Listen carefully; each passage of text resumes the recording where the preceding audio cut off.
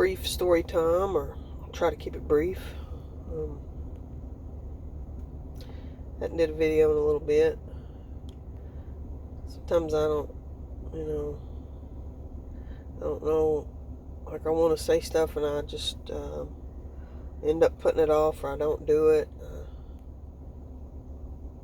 Sometimes I feel like there's things I say I wish more people could hear.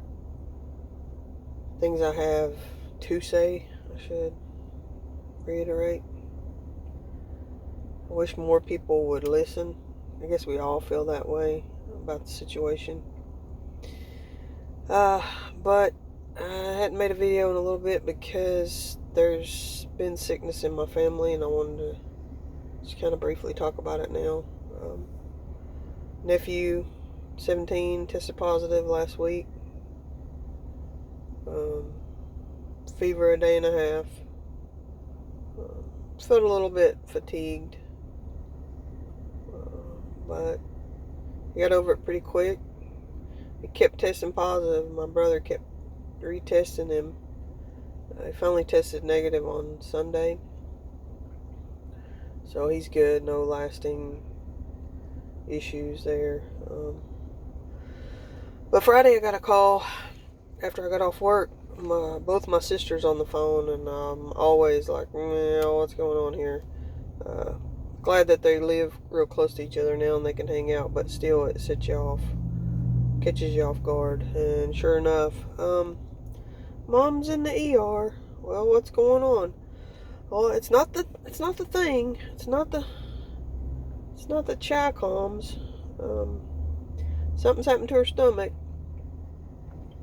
Having some real bad issues. I'll just put it that way.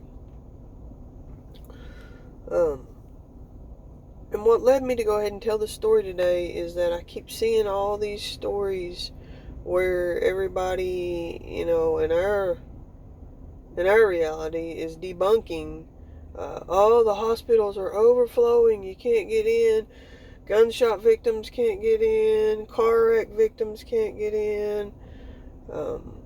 So here's my debunk. My mom was in Pikeville, Kentucky when this happened. And if anybody knows that area, Pikeville Medical Center, PMC, is the largest medical center for that whole area of eastern Kentucky now at this point. You got Huntington, you got Lexington, and then you got all the way down here like Johnson City, Knoxville, Vanderbilt. There's not a bigger hospital. It's, if I remember correct, I should remember because both sisters work there. It's 11 or more floors. There's a heart center. There's a child center, cancer centers, huge amounts of surgeries going on. There's one whole floor that's dedicated to the Chicoms, and my mom went straight from the car back to the emergency area. Now, she was not in an actual room, but I've known of that happening. I mean, I can't remember exactly what it was that happened to me. Just a few years ago, I had to go to the ER in Sevierville, way pre-pandemic, and I didn't have a room. That's been something that's been going on for years and years at hospitals. So, yeah, at first she was in like a recliner in a little alcove type of area, but they immediately treated her. Within a couple hours, they had her in a room and were giving her treatment. And at this point, she is healed and has been home. And God bless her, she's a strong lady. She drove herself home from Pikeville, 2.5 hour trip yesterday, just because she was ready to be home. So, basically, that's what I was wanting to say is, we've got to make people understand that they cannot believe the hype of this. As long as people keep believing all the lies, we're never well, I don't think we're ever going to get back to what we were anyway, but they keep pushing all this propaganda, and everybody we know just believes it. So, such a shame, but I wanted to debunk from my own personal experience that hospital, which, like I say, once again, is the largest in the whole area of eastern Kentucky, and I mean, that's including like southwest Virginia and West Virginia. It's a huge area.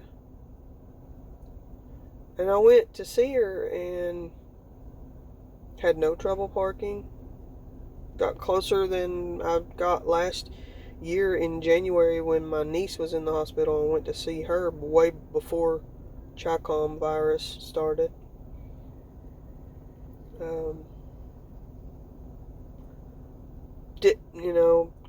I walked in. Now, there was one strange thing. They have National Guard checking people in. So that was pretty dystopic feeling. I had to go in, just stop and talk to them and tell them I didn't have COVID. I didn't have any symptoms. I hadn't been positive in the last 10 days. I hadn't been in a household with anyone who was positive. They didn't check my temperature. They didn't ask me if I was venated. They just asked me if I knew where I was going, or there was someone specific I was going to see, and I said, yep. And they said, have a good day. And then I went up the elevator banks, 6 elevators, no one standing, waiting to get on and off an elevator. I went right up, rode the elevator by myself up, rode the elevator by myself down, went down a long hallway to go to my mom's. Nobody out in hallways. You know how they have the waiting rooms in hallways? There was one person I saw sitting in a waiting room, like a area where visitors go. They do have it limited to one visitor at a time, but I just want to debunk. So share this with anyone that you know, please. We got to stop believing their lies